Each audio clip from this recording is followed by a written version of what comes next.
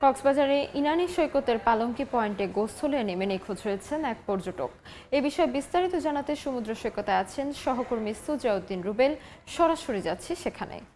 রুবেল, দুই বন্ধু মিলে চট্টগ্রাম থেকে প্রথমে বান্দরবন থেকে পরে আজকে সকালে কক্সবাজারের যে ইনানী সমুদ্র সৈকত রয়েছে সেখানে ভ্রমণে আসেন। এক পর্যায়ে দুই বন্ধু মিলে ইনানী যে সমুদ্র সৈকত রয়েছে সেই সমুদ্র সৈকতে নেমে পড়েন গোসল করার জন্য। ঠিক 12টা 30 মিনিটের দিকে দুই বন্ধু যখন গোসল করতে নেমেছেন, এরপরেই এক বন্ধু সাগরের যে ঢেউ রয়েছে সে ঢেউয়ের স্রোতে ভেসে যায়। পরবর্তীতে এখন আমরা যে বাইকটি মোটর সাইকেলটি দেখছি তার পাশে কিন্তু রয়েছে যে আরেক বন্ধু আরমান। মূলত তার একটি মোবাইল ফোন রয়েছে। মোবাইল ফোনে সে তার বন্ধু যে শেষ ছবি তুলে দিয়েছে সেই ছবি দেখে দেখে কান্নায় বারবার ভেঙে পড়ছেন। আমরা সেই দৃশ্যটি দেখছি এবং বারবার তাকে সান্ত্বনা দেওয়ার জন্য কক্সবাজার জেলা প্রশাসনের যে বীজ কর্মী রয়েছে, বীজ কর্মীরা তাকে সান্ত্বনা দেওয়ার চেষ্টা করছেন। বেলা 12টা 30 মিনিটের দিকে সমুদ্রে যে যে ইনানী সমুদ্র সৈকত রয়েছে সেই সৈকতে নিখোঁজ হয়েছে যার নাম সায়েম বলা হচ্ছে। সে মূলত ব্যবসা করে, 22 বছর বয়সী। এখনো পর্যন্ত তার অভিভাবকদেরকে খবর দেওয়া হয়েছে, এখনো পর্যন্ত পৌঁছায়নি। আমরা এখন পর্যন্ত যেটি লক্ষ্য করছি, নিখোঁজ বন্ধুর সন্ধানে যেখানে লাইফগার্ড থেকে শুরু করে এখানকার বীজ কর্মী এবং ফায়ার সার্ভিসের 6 জন কর্মী এসেছে, কিন্তু সাগর যে উত্তাল, যে পরিমাণ আসলে এখানে যে তল্লাশি চালানো কার্যক্রম সেটি আমরা কিন্তু লক্ষ্য করছি না।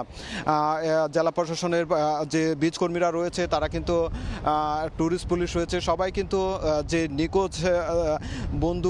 নিখোঁজের সাইমের যে বন্ধু রয়েছে আরমান, তাকে সান্ত্বনা দেওয়ার জন্য সবাই কিন্তু তার পাশে অবস্থান করছে। কিন্তু এখন পর্যন্ত আমরা লক্ষ্য করছি যে নিখোঁজ সাইমের প্রায় কয়েক ঘন্টা পেরিয়ে গেছে, কিন্তু এখনো পর্যন্ত তার কোনো হদিস এখনো পর্যন্ত সমুদ্র সৈকতের ইনানী বা অন্যান্য যে পয়েন্টগুলো রয়েছে একটি পয়েন্টও এখন পর্যন্ত তাকে যে সন্ধানে যে তল্লাশি চালানোর যে কার্যক্রম সেটি কিন্তু আমরা লক্ষ্য করিনি বা এখনো পর্যন্ত তার কোনো সন্ধান পাওয়া যায়নি। আমরা মূলত জানি কক্সবাজার সমুদ্র সৈকত এখানে 120 কিলোমিটার, যার মাত্র 3 কিলোমিটার সমুদ্র সৈকতে লাইফগার্ড সেবা চালু রয়েছে, যেমন লাবণী, সুগন্ধা এবং কলাতলি পয়েন্টে। এই 3টি পয়েন্টে 27 জন লাইফগার্ড কর্মী নিয়োজিত থাকে যারা পর্যটকদের সমুদ্র স্নানের নিরাপত্তা দিয়ে থাকে। কিন্তু এটি কক্সবাজার সমুদ্র সৈকত থেকে আনুমানিক 33 কিলোমিটার দূরে যেটি ইনানী সমুদ্র সৈকত, সেখানে কোনো আসলে পর্যটক, প্রতিদিনই হাজার হাজার পর্যটক এই সমুদ্র সৈকতে আসে, কিন্তু এখানে একজন লাইফগার্ডও কিন্তু এখানে নিয়োজিত নেই এবং কোনো ধরনের যে পর্যটকদের সচেতন করা, যে সমুদ্রে নামার আগে কী নির্দেশনাগুলো বাস্তবায়ন করবে সেই বাস্তবায়নের নির্দেশনা পর্যন্ত কোনো জায়গায় এখানে লেখা নেই। আমরা ইনানীতে জানি প্রায় কয়েকটি তারকামানের হোটেল রয়েছে, তার পাশাপাশি আরও বেশ কিছু হোটেল রয়েছে, কিন্তু এই হোটেলগুলোতেও আমরা লক্ষ্য করেছি কোনো অধিকাংশ হোটেলে কিন্তু কোনো ধরনের লিফলেট কিংবা কোনো ধরনের পর্যটকদের যে সমুদ্র স্নানে কোন সময় নামতে হবে, কোন সময় নিরাপদ, সেই বিষয়গুলো কিন্তু কোনো জায়গায় উল্লেখ করা নেই। যার কারণে পর্যটকরাও বারবার এসে সমুদ্র স্নানে আনন্দ করতে এসে তারা সমুদ্রে নেমে পড়ছেন এবং দুর্ঘটনার শিকার হচ্ছেন। আমরা লাইফগার্ড সূত্রে যেটি জেনেছি, গত যদি 10 বছরের হিসাব করা যায় তাহলে 74 জন পর্যটক সমুদ্র স্নানে গোসল করতে নেমে মৃত্যুবরণ করেছেন। প্রায় কয়েক হাজার পর্যটককে সমুদ্র স্নানে দুর্ঘটনার কবল থেকে রক্ষা করেছে লাইফগার্ড কর্মীদের সাথেও আমরা কথা বলেছিলাম। তারা যে বিষয়টি বলছে, কক্সবাজার থেকে অনেক দূরে সেটি তারা রওনা দিয়েছেন এবং তারা ঘণ্টাখানিকের মধ্যে পৌঁছে যে তল্লাশি কার্যক্রম সেটি শুরু করবেন। আমরা যে লাইফগার্ড জেলা প্রশাসনের যে বীজ কর্মী রয়েছে তাদের সঙ্গে কথা বলেছি। তারা যেটি বলছে, প্রশাসনের ঊর্ধ্বতন কর্মকর্তাদেরকে জানানো হয়েছে, তারাও আসলে এই বিষয়গুলো নিয়ে বারবার চেষ্টা করছে যাতে সমুদ্রে যে গোসল করতে যে মৃত্যুর হার সেটি কমিয়ে আনা যায়, কিভাবে সেই ব্যবস্থাগুলো করার জন্য তার বারবার চেষ্টা করছে। আমরা লাইফগার্ড কর্মীদের সঙ্গে কথা বলেছিলাম। ইমতিয়াজ আহমেদ, যিনি লাইফগার্ড কর্মীদের যিনি প্রজেক্ট কর্মকর্তা, তিনি বলছে